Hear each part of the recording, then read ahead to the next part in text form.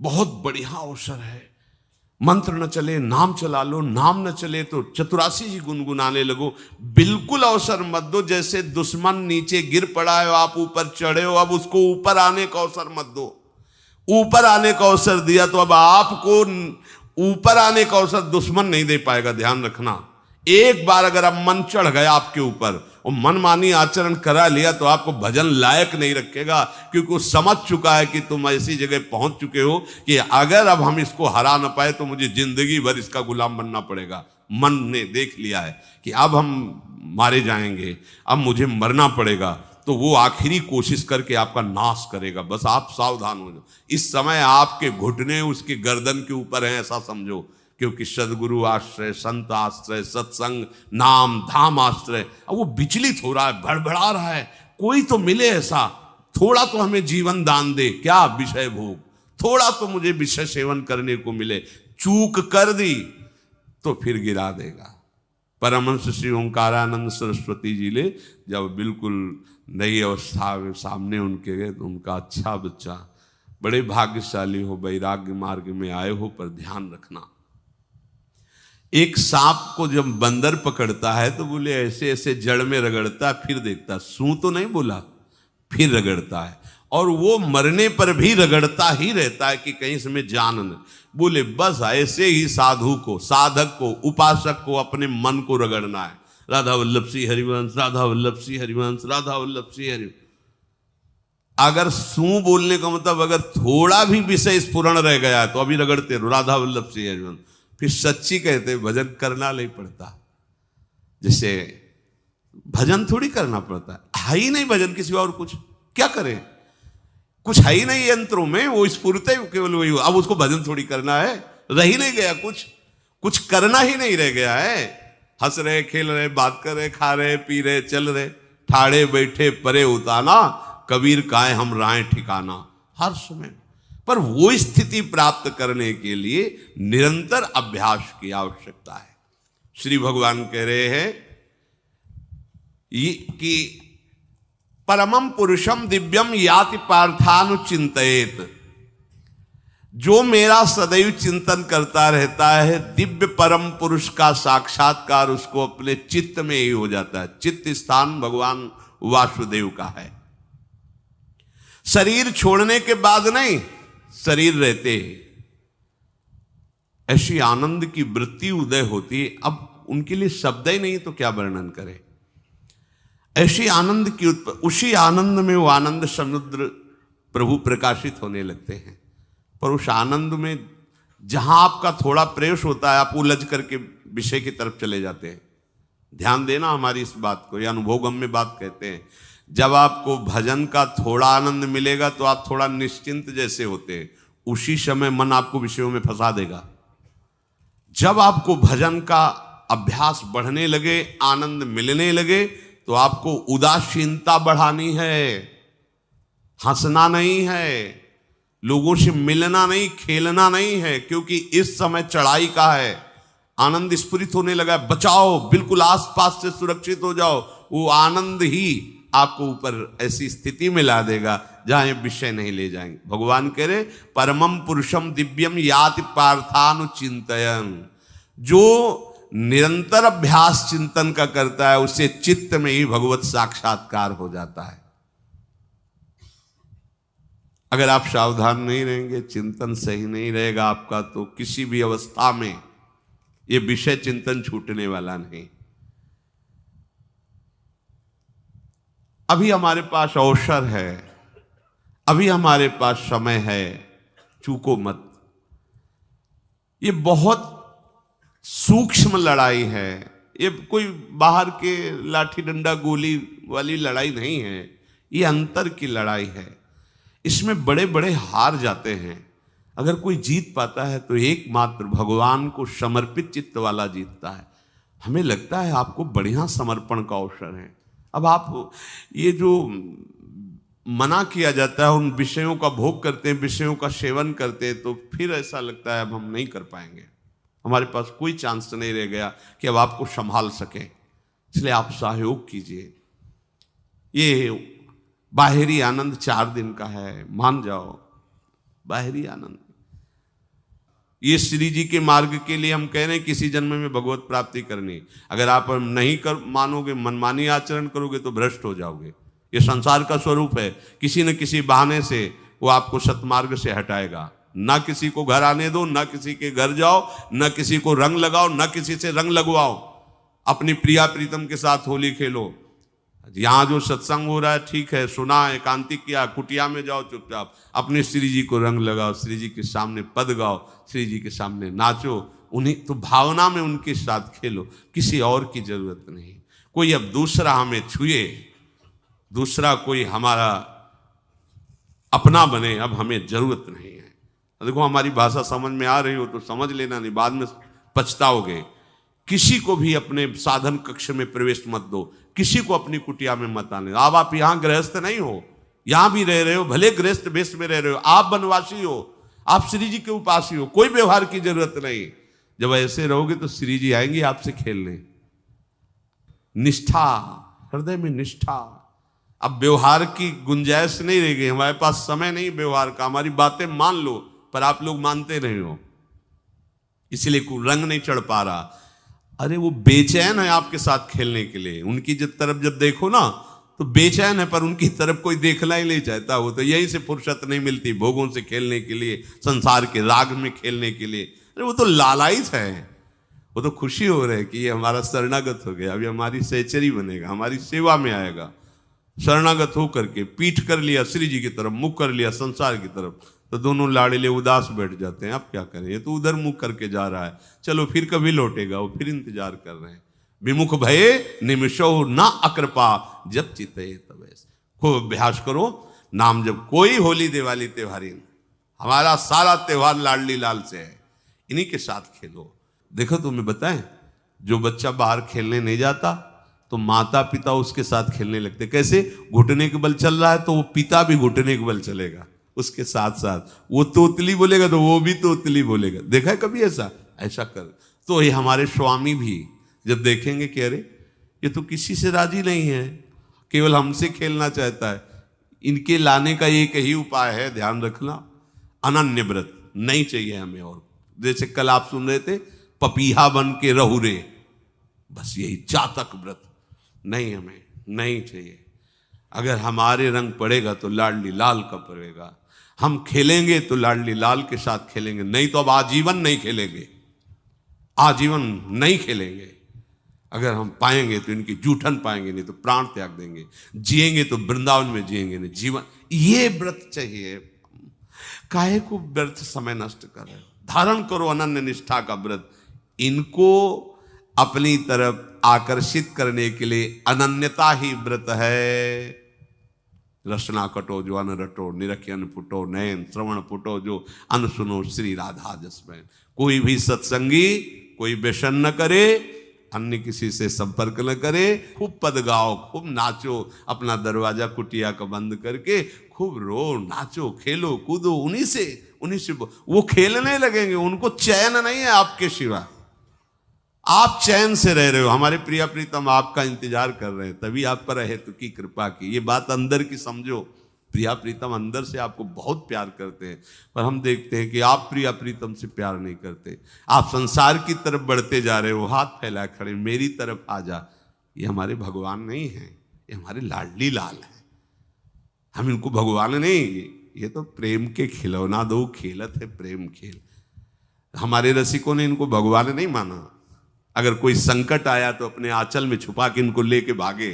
ये नहीं सोचा कि अखिल लोक ब्रह्मांडों का ईश्वर, इसको छुपा के भागने की क्या जरूरत है। चाहे बिहारी जी को, चाहे राधा वल्लभ लाल को, जब कभी कोई ऐसा भय आया है तो ऐसा नहीं सोचा कि भगवान रक्षा करेंगे, नहीं, इनकी रक्षा हमें करनी है। इनको छुपा करके, कभी काम वन में राधा वल्लभ लाल को, कभी बिहार वन में से बिहारी जी महाराज, छुपा छुपा के अपने अपने ठाकुरों। तो हमारे ये लाडले हैं, प्यारे हैं, इन्हीं के साथ खेलना है, इन्हीं में रहना है।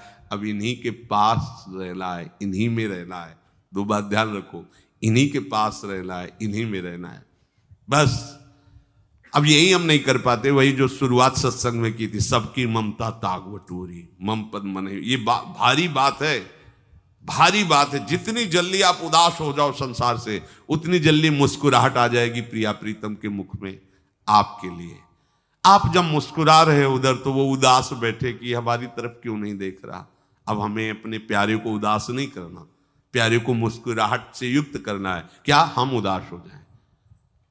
ताते मौन रहे वो उचित है, जगते भयो फिरे बैरागी, वृंदावन रस में अनुरागी। इसकी खूब चिंतन परायण रहो, कोई भी विषय का सेवन ऐसा ना करो जो आपकी बुद्धि भ्रष्ट कर। कोई आपने ऐसा गंदा व्यसन, गंदी बात, गंदी चेष्टा आप परसों नरसों, फिर आगे क्या? आपका जो साधन मार्ग वो ढक जाएगा, फिर प्रमाद छा जाएगा। हमें किसी भी उत्सव में, किसी भी उत्साह में अपनी प्यारे जो की अनन्यता और सिद्धांत को नहीं छोड़ना, अपने मार्ग में चल। ये अध्यात्म है, अध्यात्म। ये दान पुण्य की बातें नहीं है, ये लोकांतर में भटकने की बातें नहीं है, सीधे भगवत प्राप्ति की बातें हैं। यत करोषि, जो भी तुम करोगे वो तुम्हें अपने आराध्य देव के लिए करना है, आराध्य देव को समर्पित करना है। देहाभिमान अभी कुछ ही समय में गलित हो रहा है, ऐसा आपको अनुभव होने लगेगा। कैसे समझेंगे देहाभिमान गलित हो रहा है? जब आपका अपमान हो और आपको कोई फर्क न पड़े, आपका सम्मान हो, आपको कोई हर्ष नहीं हुआ, बड़ा लाभ हो गया, कोई सुख नहीं हुआ, बड़ी हानि हो गई, कोई दुख नहीं हुआ, शरीर स्वस्थ है, कोई हर्ष का विषय नहीं, शरीर अस्वस्थ है, कोई शोक का विषय नहीं। यह है देहाभिमान गलित होने का स्वरूप। यत करोषि, तो जो भी हम करें, पापाचरण भी करें तो श्री भगवान को अर्पित कर दें। बोले नहीं, तस्मात् शास्त्रम प्रमाणम ते कार्याकार्यो व्यवस्थितो। जो तुम्हें करना है उसमें प्रमाणित कार्य करने हैं, शास्त्र के अनुसार। यत करोषि, अब जो भी करोगे शास्त्र सम्मत करोगे और प्रभु को समर्पित करोगे।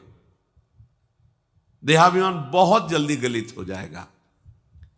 यदश्नाशि, अशन भोजन, जो भी पाओगे पहले प्रभु को भोग लगाओगे, देहाभिमान गलित हो जाएगा। मान लो मेरी बात, ये सब 4 दिन के उत्सव, 4 दिन की चांदनी है। शोक समाज पूरा तैयार हो रहा है हमारे ऊपर आक्रमण करने के लिए। तुम्हें क्या पता? शोक का अंधेरा छाने के पहले ही व्यवस्थित जहां पहुंचना है वहां पहुंच जाओ, फिर अंधेरा छा जाएगा, कोई फर्क नहीं पड़ेगा। अभी आप यात्रा ही नहीं प्रारंभ किए हैं और अंधेरा आ गया तो मार्ग ढक जाएगा और जीवन व्यर्थ चला जाएगा। कुछ भी मत खाओ। कैसी धूर्तता हमारी बुद्धि में बैठी है।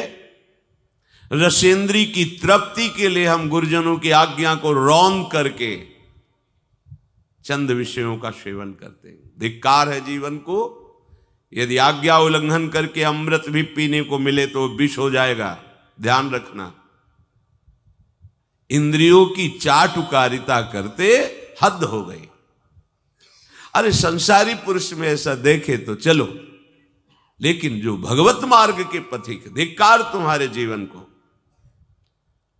प्रियाजू को बिना भोग लगाए अर्पित किए तुम पाने के लिए उत्साहित कैसे हो रहे हो? जिन वस्तुओं को निषेध किया गया है उनकी तरफ स्वप्न में भी अगर गति हो तो जलन होनी चाहिए कि स्वप्न में भी हमने कैसे स्वीकार कर लिया।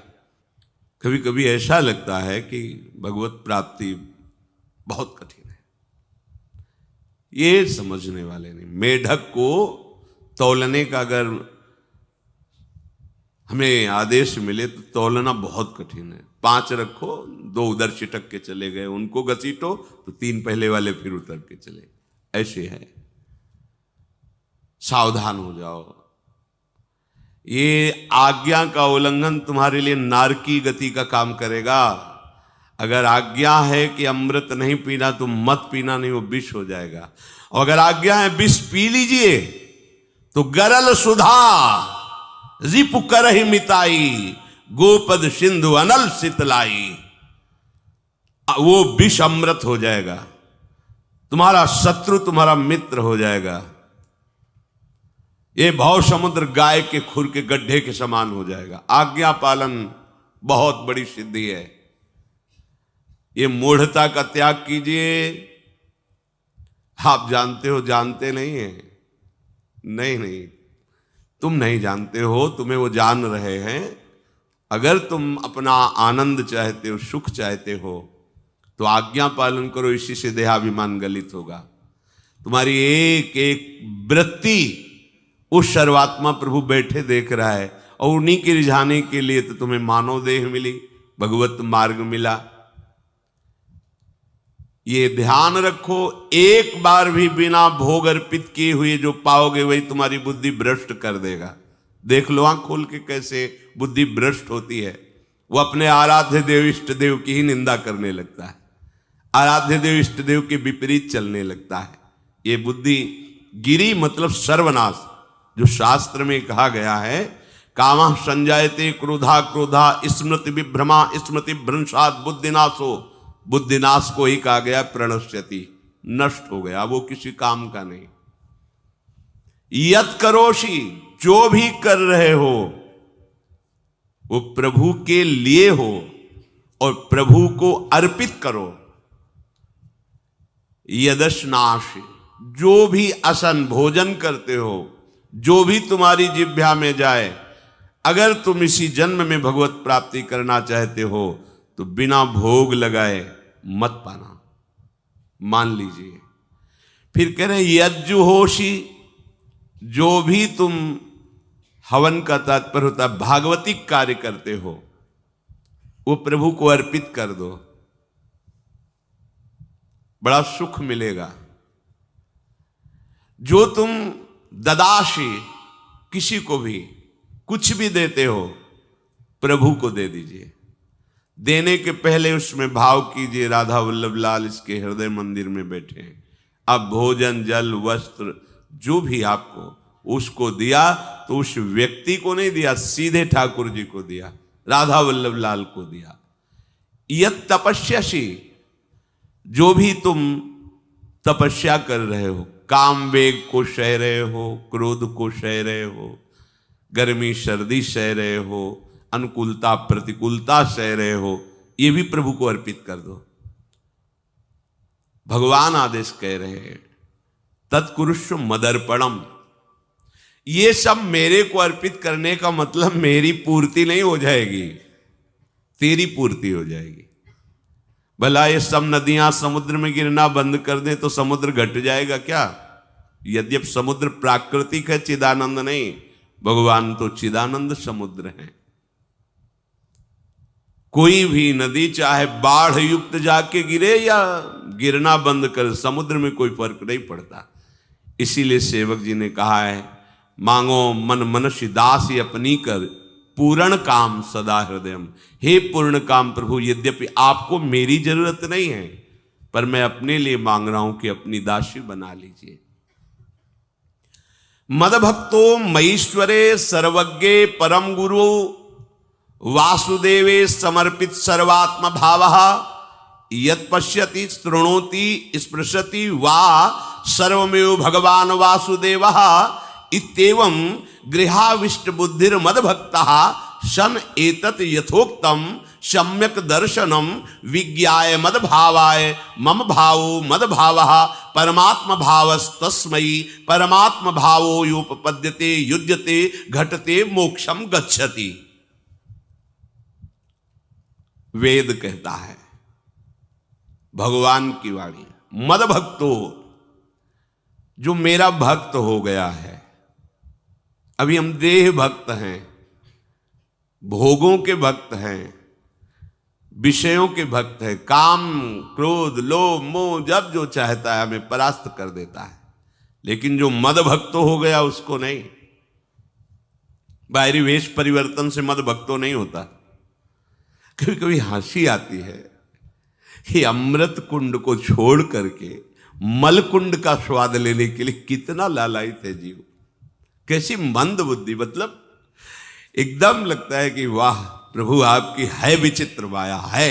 ये इधर कूदे तो अमृत कुंड है, इधर कूद रहा है मल कुंड है। वो जानबूझ करके अमृत को त्याग करके मलकुंड में जा रहा है।